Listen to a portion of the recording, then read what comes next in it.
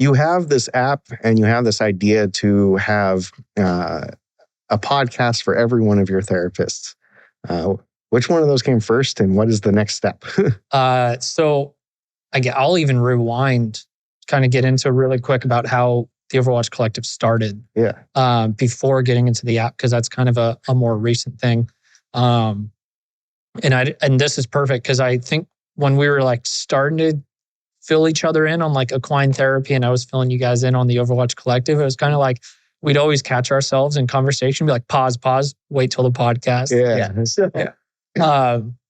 Long story short, my buddy Jesse, he was in the Marine Corps, currently in the Coast Guard Reserves now. We basically just started a podcast in a garage, and we were talking about mental health awareness for our first responder and military community. Me being a police officer, I was touching on the first responder side, and then we were both touching on the military side.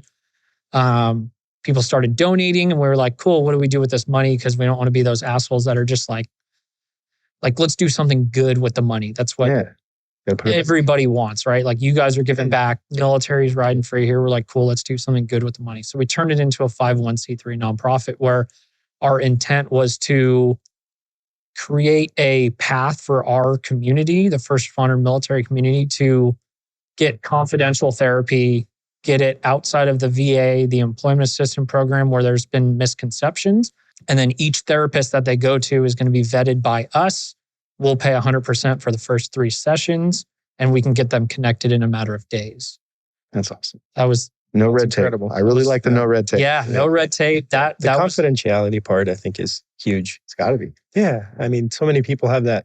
There's a stigma against therapy. Yeah, and it's not only for the first responder and military community. And Tony, you brought up a great point where it's everybody. Like, literally everybody can benefit from going to someone that's a professional and being like, hey, this is kind of what I'm going through. Like, yeah, but the problem with that is how many people are actually going to do that? That goes back to my issue. Like, I found out later that I had a problem and the horses helped me, but there's no way in hell I would go to a therapist. I wasn't going to do that. You couldn't drag me into a therapist and say, this is what you need. I would kick, punch, and throw. Like, there's no way. It's not going to happen. But I needed it, and I got it through horses, and I came out better. And I think there's a lot of veterans like that. So when you don't put red tape on there, you're just like, oh, you want it? Like, we're still not going to hit all the people, but at least we're going to hit the people who don't want to go through traditional, Correct. Methods. Yeah. And I think it's awesome that you probably knew at a time that you maybe needed it, but you were like, no, like, therapy, about face, I'm walking away.